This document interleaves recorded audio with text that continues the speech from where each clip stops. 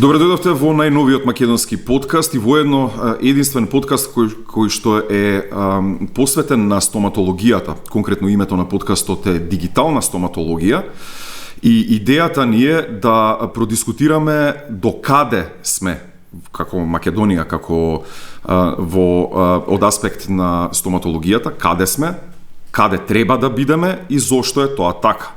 Токму затоа ми е чест да ги представам и младите стоматолози, доктори по дентална медицина, доктор Марио Јурхар и доктор Деспина Величковска. Добре дни дојдовте. Благодарам. Навистина сметам дека е интересна тема воопшто за подкаст во целост, бидејќи зборуваме за некои работи кои што би биле интересни не само за фелата, за вашата фела, туку и за нас како пациенти. Така. Би го почнал овој разговор практично со тоа што би нагласил дека јас барем добивам впечаток, а според разговори нормално со луѓе, дека на некој начин ние 30 години како да тапкаме во место, како да се користат тие исти методи, да речеме така, да ги наречеме, нели? Old school методи, па дури и постојат луѓе кои што тврдат дека сакаат да одат таму каде што се практикуваат тие old school методи. Ај прво да прашаме што се подразбира под тие old school методи? Под тие методи, најкратко кажано, така на еден вид мануелна наспроти дигитална стоматологија, просто кажано, и на некој начин отежнување на терапијата према нашите пациенти. Не само и терапијата, туку и поставувањето на точна дијагноза. Тоа е многу битно, дијагнозата, да кажем, и во денешно време се уште има и функционира тоа да луѓето имаат фобија од стоматолог и одат само кога има нож под грло дојден, односно кога имаат ненормална болка. И што се случува, се уште има некои што работат, да кажеме, ме боли тој зап, ајде ќе го поправиме, или направи снимка само на тој зап, ќе направи снимка и оди целата терапија се сведува само на тоа, изоставајќи ги зад себе сите проблеми што ги има самиот пациент во устната празнина. Добро, тоа е значи оној old school метод што го кажавме. Еве, како на лаик, ќе ве замолам да ми објасните како дигитализацијата помага, еве, конкретно при овој случај. Дигитализацијата помага многу едноставно. Да кажеме, пациент прави во денешно време пред се дигитална снимка, која што веднаш доаѓа до стоматологот и самиот стоматолог има 100% диагностика од страна на некој диагностички центар, дури и консултација во однос на диагностиката што ја поставува како една целина. Ама и самата дигитализација во денешно време овозможува да се воспостави можност да увиди пациентот како самата терапија и реконструкција на неговата забала би изгледала понатаму. Тоа се постигнува со виртуелното дизајнирање на насмевка, односно virtual smile design. Значи, од старт до почеток да се увиди како ќе се реконструира неговата забала и како би изгледал ликот во целина на крајот од самата терапија. Токму со оваа постапка се стекнува и самата доверба кај пациентот, да му укажам јас како можам и што можам да постигнам и кои се неговите барања во однос да воспоставиме една средина каде што можам јас да понудам за неговата состојба и што може максимум да се постигне. Со тоа и всушност се купува довербата на пациентот. Веќе и до тој степен е дојдено, ако се работи за ортодонтски случаи за исправање на завите, преку вештачката интелигенција и тридимензионалната диагностика, да самиот и поставувањето на 3D лице на пациент, тоест да се види како би изгледал пред и по терапијата. А секој пациент би сакал да биде запознат со однос на тоа што следи во неговата терапија. Добро, ова веќе и мене ми звучи, да речеме, како некоја неверојатна новина, ама... Еве, просто кажано, имаме мануелна ендодонција, односно со рачни инструменти, работење во самите канали на завите или народно кажано вадење на живец, што тоа представува или работење на ендодонција без снимка во времето на дигитално водена ендодонција, каде што самиот зап на соодветни пресеци од самата тридимензионална реконструкција на забалото, веќе има одма е запознаен и докторот со колку канали ќе се сретне, со каква терапија ќе пристапи, како ќе го третира. Значи, веќе моментот на искусен, односно добар и лош доктор, тоа веќе е минато, затоа што со сите дигитални диагностички методи, диагнозата се поставува 100% и оној кој што ги применува веќе нема простор да сгреши. Значи, ние ги поместуваме маргините на точност во самата стоматолошка дејност, пример во имплантологијата. Немаме веќе панорамска снимка и со фолија, мерење на должина со некои дадени шаблони на импланти, него веќе тоа сето тоа компјутерски поставеноста на имплантите се планира, се мери висината и ширината на алвеоларниот гребен и имаме 100% точност во нивното поставување. За ова со дигиталните водичи за импланти ќе имаме понатаму и други емисии каде што секоја сфера од стоматологијата ќе биде опфатена. Так. Ама да напоменам дека и самата дигитализација во стоматологијата доста придонесува да се исклучи можноста од компликации. Так, значи она прецизна диагноза што е дава, значи современите, нели? Ама и самиот тек на терапијата со самата дигитализација е предвиден. Нема можност од дилема дали што ако би се случило вака, како би постапила, или што ако би се случило нешто вакво, што би направила. Значи, текот на терапијата строго ни е дефиниран. Значи, за останатоста во времето, ние сега ќе го спомнеме да се уште се должи, значи се оди на тој принцип од страна пациентите да они бараат мислење од 4 до 5 стоматолози, одат на преглед и на крајот кога ќе дојдат на снимка се сваќа дека они уствари нема потреба дека они уствари немаат направена снимка и никој од тие што е стоматолози сушност они нагаѓаат некоја диагноза. Диференцијално диагностичка дилема што се. Меѓутоа, многу е просто. 3D снимката кажува се. Се прави 3D рентгенографија. Во денешно време на двете вилици има на целата глава, а по најнови методи има специализирана снимка со највисока резолуција за само еден зап, каде што се гледа дали има некоја скриена фрактура на забот или пак некој, така ги викаме тиаксосиарни или латерални скриени канали кои што не може да се пробијат, така да на некој начин диагнозата во стоматологијата е доведена до едно максимално ниво. Значи, максимално прецизна. Не може. Прецизна, маргините за грешка се практично непостоечки. Тоа е доста битна работа. Сега, да продолжиме баш на таа тема, од каде е таа тврдоглавост на стоматолозите да се модернизираат? Зошто, например, не се работи по тие методи или многу малку, да речеме дека голем дел од нас како обични пациенти ние ова не го знаеме?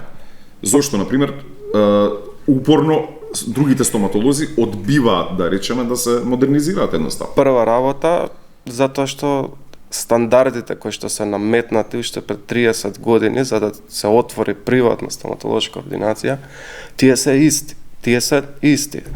Не следејќи ги трендовите во светот и олеснителните методи на некако вид на односно на сите видови на терапија. Еве пример, на запад за да се отвори една приватна ординација мора да поседува ординацијата барем интраорален рентген апарат, односно рентген апарат кој што прави снимки на еден зав, да всушност ако дојде пациентот со болка, да се види што всушност ќе се работи или откако ќе се сработи, да се направи снимка дали е добро сработено. А да не збориме дека по новите стандарди веќе треба ординацијата да поседува и зелена група на рентген апарати кои што се со минимално радиоактивно зрачење. Значи, веќе минимално и краткотрајно. И краткотрајно.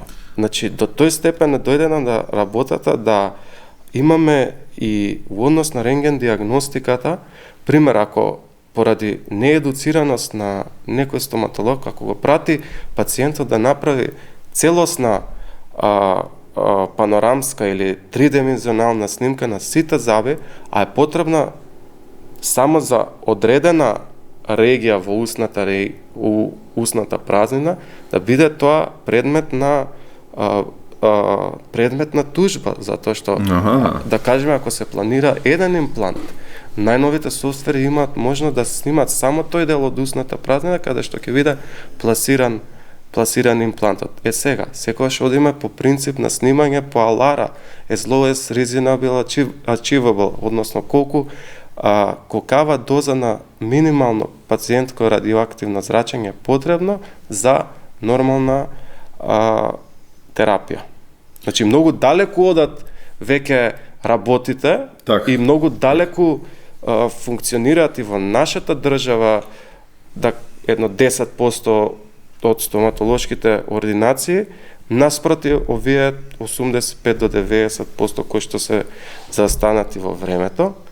И ако верувате или не, до тој степен дојден да работата да се уште има ординации кои што немаат компјутер за општо функционирање во нивната ординација. И тие снимки, дигитални снимки, кои што се со највисока прецизност и се многу брзи, всушност нема можност како да ја отворат снимката и затоа тие се задржуваат на тие стандарди кои што почнале уште толку време уназад. Од друг некој аспект, да гледаме малку од лукративен аспект, можеби и имаат впечаток дека јас барем како некаква си сугестија, да речеме како некаква проста логика, дека можеби сметаат дека заработуваат доволно нели така, дека си заработуваат доволно, си живеат во некаква си комфорт зона и сметаат дека нема потреба да се надградуваат и така натаму. Зависно од инвестицијата сега, нели? Така. Зависно од инвестицијата, колку треба да се инвестира и чисто да правиме муабет колку може да се врати, за колку време побрзо може да се врати, да речеме, некаква си инвестиција во дигитализација на стоматолошката ординација. Така. И дали можеби таа неедуцираност што ја спомнавме, а патем ќе се вратиме и на таа тема, сакам малку да го начнам и самиот систем на здравство тука. Ке го кажеме тоа. Да дојдеме и до тој метод. Меѓутоа, дали можеби и како би влијаела дигитализацијата, значи да речеме на нивната заработка. Многу нормално. Да тргнеме заработката на страна. Значи да го ставиме на прво место нашиот пациент, односно нашите пациенти. Со самата дигитализација, всушност го почитуваме времето на пациентот што го има, кое што му е наменето за стоматолошки третман. Во денешно време ние сме дојдени да пациентите доаѓаат без заби и си одат со заби од една стоматолошка ординација. Сега,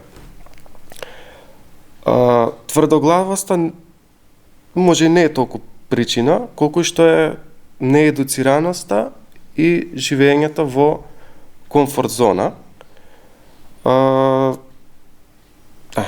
Затоа што знаеш како имам впечаток дека можеби ги споменав во првото прашање кога дискутиравме, значи оние стандарди кои што се потребни за отварање на стоматолошка ординација, дека и тие се заостанати во времето. Што да кажеме што предвидуваат, односно кои се барањата во тие? Точно, видете, стандардите се останати како што биле и пред 30 години. Меѓутоа не треба да се остане само на тоа.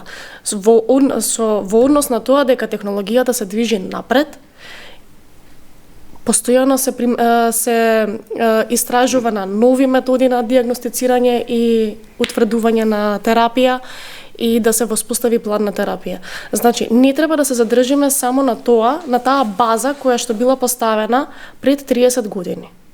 Дигитализацијата нас толку ни овозможува и ни олеснува да воспоставиме точна дијагноза, да се исклучат можните диференцијални дијагностички дилеми, да се исклучи можноста од компликации во однос на третман во стоматологијата.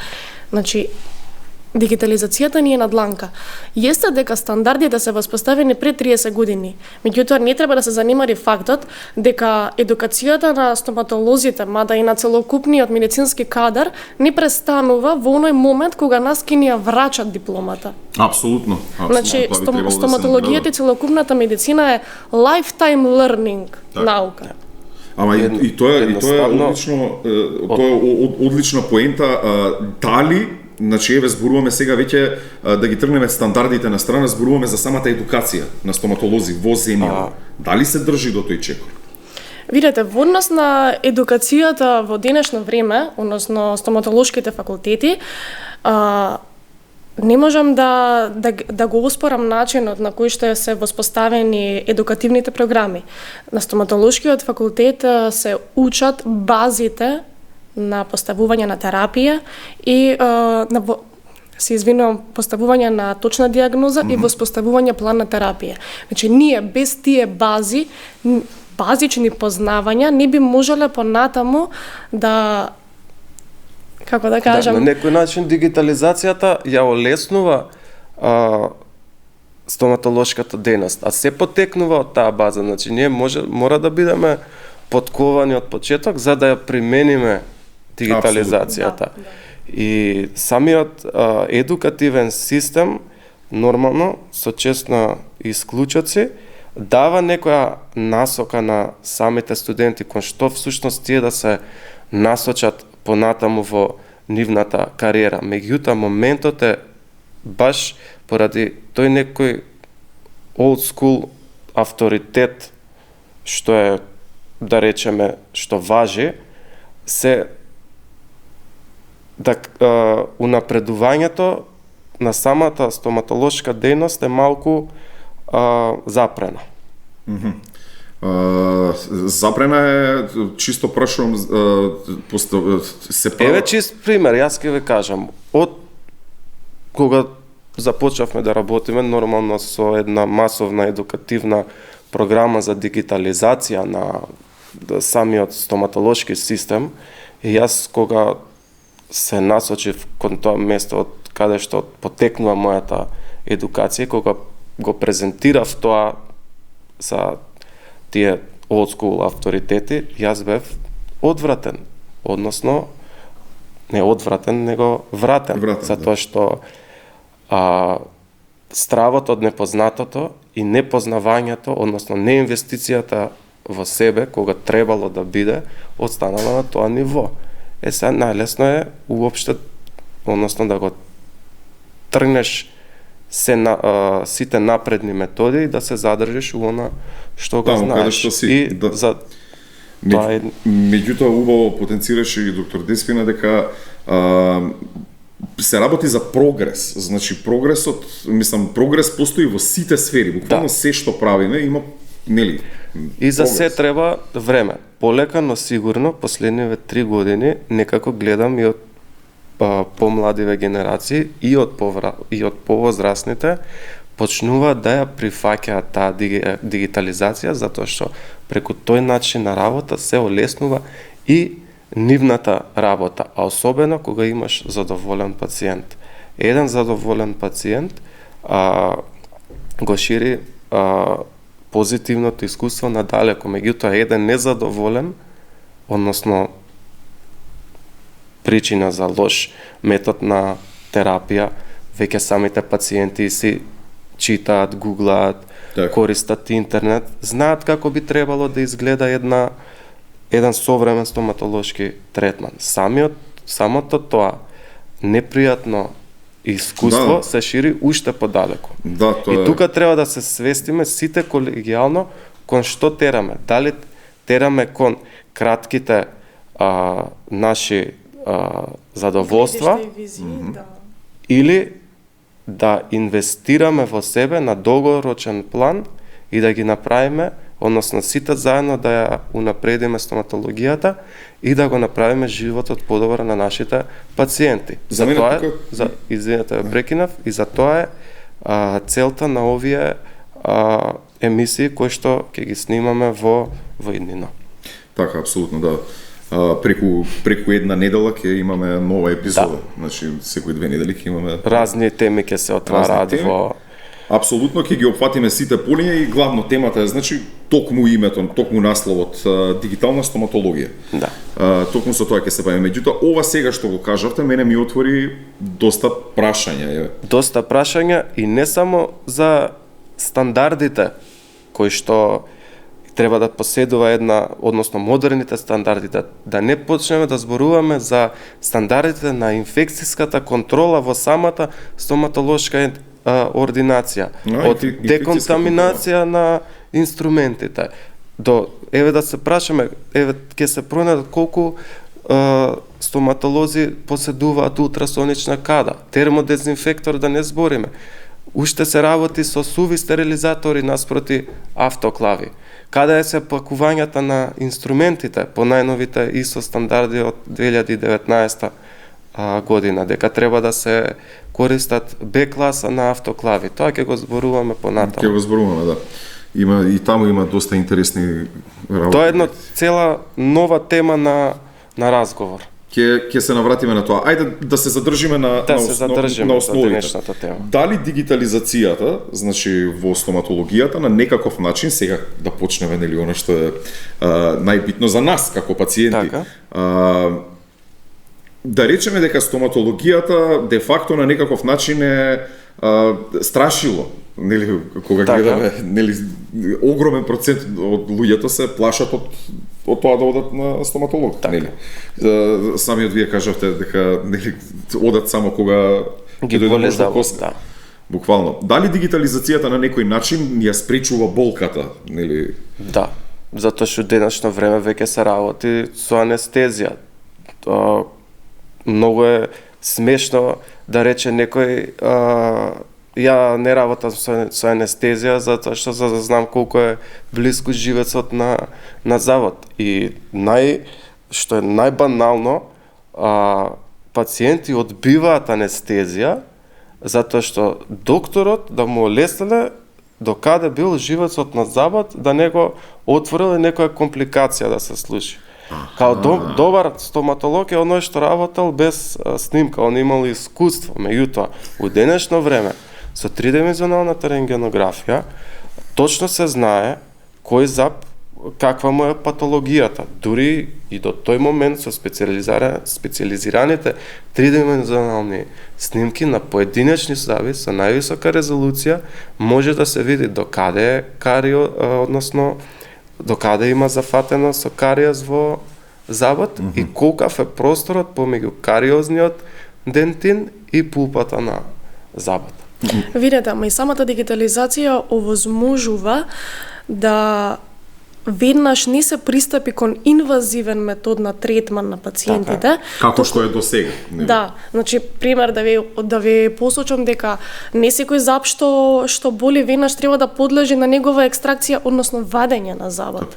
Значи самата дигитализација до тој степен е напредната за ние детално да видиме до милиметарски и посетни детали докаде е состојбата на лезијата, на процесот на заболувањето. И со тоа да примениме минимално инвазивна терапија за да го спасиме со цел да го спасиме природното заболо на пациентот и да го задржиме на максимален временски период. Најлесно е да се извади зап. Но тоа не е поентата ниту на нас стоматолозите, ниту пак пациентите би имале би биле задоволни доколку веднаш се пристапи кон такви инвазивни методи, тераписки методи. Така. Јас лично ќе кажам дека не би сакал да би се вадат заби, нели, нормално, а и доста е интересно тоа што може самата дигитализација чисто за сите што не слушаат, за пациентите правам ова, тоа стоматолозите го знаат.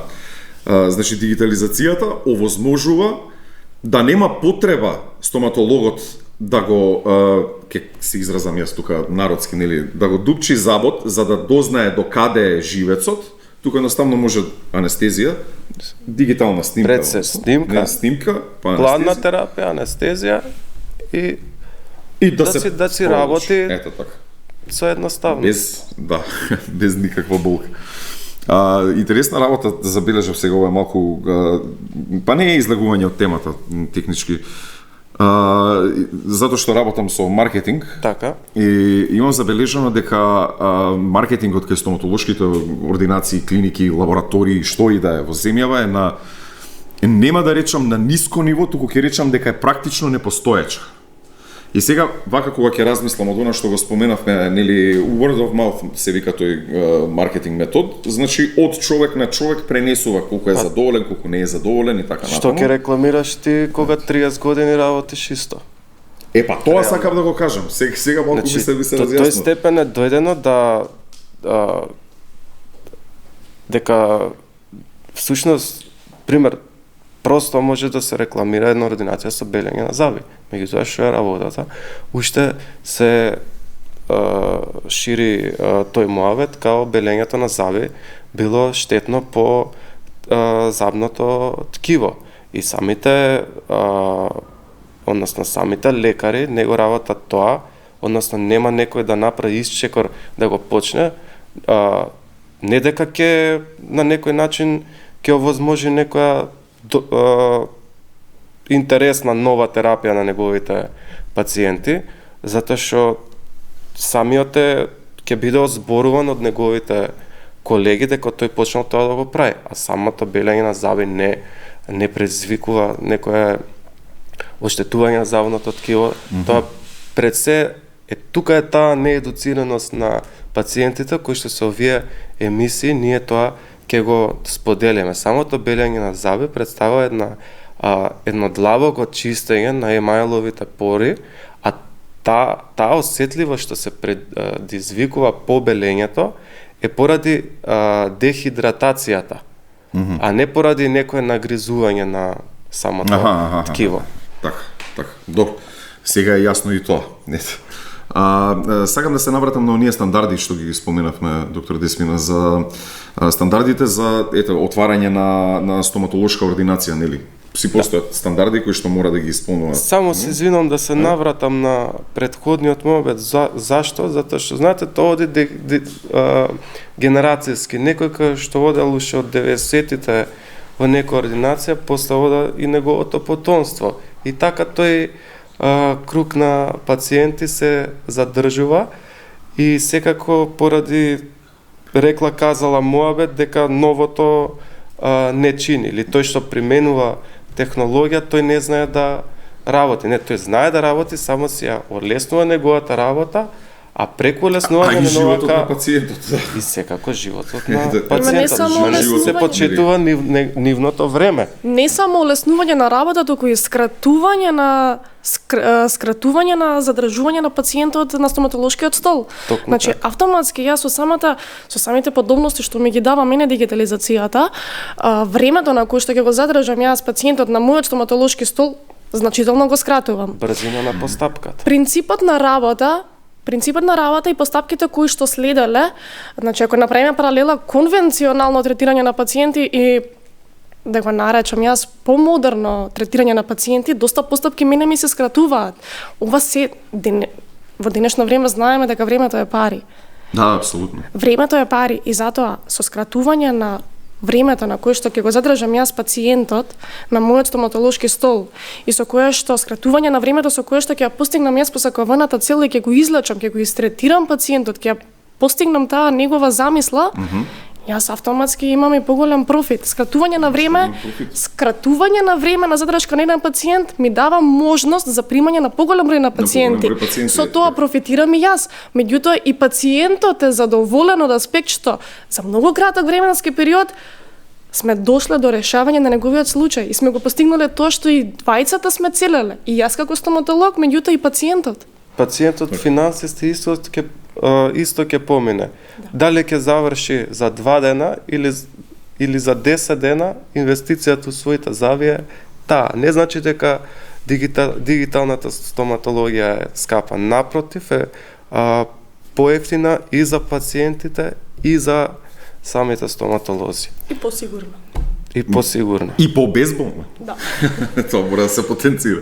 Значи, ова се токму ова е причината за овој подкаст. Значи, токму овие работи да им ги приближиме и на фелата, но и на пациентите. Така. Затоа што видете онаа што споменавме, комфорт зона во која што си живеат. Значи, тоа значи дека тие заработуваат или барем сметаат дека таа е заработуваат моментално во ова време, таа е најопасната зона во која што може да се најде секој стоматолог. Значи, таа комфорт зона, самата дигитализација, самото време ќе ги згази. Самата дигитализација не значи потреба, него начин на обстојувањето во денешната модерна стоматологија.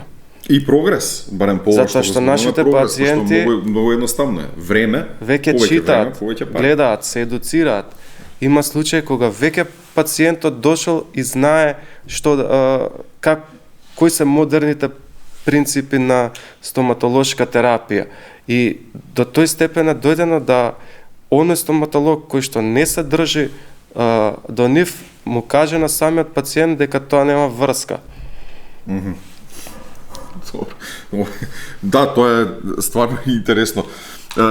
Да се навратиме на оние, сакам на тие стандардите што мора да ги исполнува, нели, секоја стоматолошка ординација, нели. Колку според вашето искуство стоматолозите се придржуваат до тие правила? Сакам да кажам, дали самата дигитализација би требало да биде вметната во тие стандарди? Секако дека да, со честни исклучоци и нормално за почит, сега цело време ги збориме од скупо возрастни стоматолози, меѓутоа да не заборавиме на нивното искуство и секако некој и од нив се дигитализира. Значи, едно е да може да биде целосно дигитализирана ординација, меѓутоа и стоматолог кој што работи по дигитални методи и оној што соработува со институции кои што нудат дигитален метод на работа. Значи, тоа е доколку не може да си го дозволи, има институции со кои што може да соработува. Прашање на време кога ќе си го дозволи, односно он може да си го дозволи, ама моментот е да го смени, да го смени начинот на размислување, односно да инвестира на долгорочен план, одвикнувајќи се од некои моментални кратки задоволства. Да, ама и колку порано го сватат тоа, толку подобро за нив. И вете да дадам еден паралелен пример. Зошто ние се во денешно време имаме мобилни телефони? Зошто не бараме телефонски говорници по оние, знаете, кабини каде што се воспоставувале телефонски разговори? Зошто? Заради тоа што технологијата се движи напред, нас ни се пружени многу полесни и подобри поволности како би воспоставиле ние еден повик и слично. Широки услови на И еден ден тие застарени принципи, конвенционални принципи ќе исчезнат. И ние, значи, и останатите колеги мора да се вметнат во дигитализација. Што порано тоа подобро за нив, но и за пациентите. Прогрес. Ете, нели, ако немало прогрес, се уште ќе ги имало оние што ги споменавме уште пред снимањето, нели, кога разговаравме, оние египетски мумии со, нели, со бакарни жици во коски и така натаму. Етруски протези. Тоа да, ако немало прогрес, се уште ќе сме биле таму. Значи мора да се држиме. Ова важи буквално за секое поле. Буквално за секое поле. Меѓутоа медицина како медицина и дел од медицината, нели, стоматологијата, во наш интерес, во интерес на пациентите, пред се секако и на стоматолозите, нели, споменавме време, пари, задоволни пациенти и така натаму. Стекнување доверба кај пациентите. Ете така, стекнување доверба кај пациентите, кој што, нели, како што кажавме, тоа се пренесува понатаму од збор до збор. Ово е добар стоматолог. Одлично работи, не осеќам болка, нема потреба да истражувате современо опремена, нели, да речеме, стоматолошка ординација. Јас сакам да одам таму и тоа ќе го пренесам како искуство на луѓе кои што ми се блиски, нели. Сега убаво би било да земеме и да ги опфатиме можеби другите теми што се поврзани со дигитално. Како на пример, тоа сакам да направиме една паралела, како изгледа влез во една сосема целосно дигитализирана дигитализирана ординација. Меѓутоа, тоа нема да го зборуваме на оваа емисија. Ке зборуваме следната. Ви благодарам и вас што бевте гости, барем начнавме некои теми, секако рековме ова ќе оди преку една недела, значи секои 2 недели ќе имаме посебна епизода. Затоа што имам впечаток дека имаме многу да зборуваме. Ова е само врвот на сантата. Така. И уште еднаш ви благодарам што и честиме да бидеме дел од некоја емисија во која што ќе ги едуцираме нашите пациенти каква всушност квалитетна стоматолошка терапија треба они да добијат. Но не и само нашите пациенти, туку и нашите колеги. Да не бидам Задоволството е наше. толку директен. Да. Така, одлично. Доктор Марио Јурхар, доктор Десмина Величковска, се гледаме токму со вас за 2 недели, каде што ќе почнеме да го дискутираме токму патот од контактот на пациентот со целосно дигитализирана стоматолошка ординација и понатаму ќе дискутираме согласно темите кои што се отвараат и кои што се отвараат од самиот разговор. Се гледаме за 2 недели, односно и слушаме за 2 недели.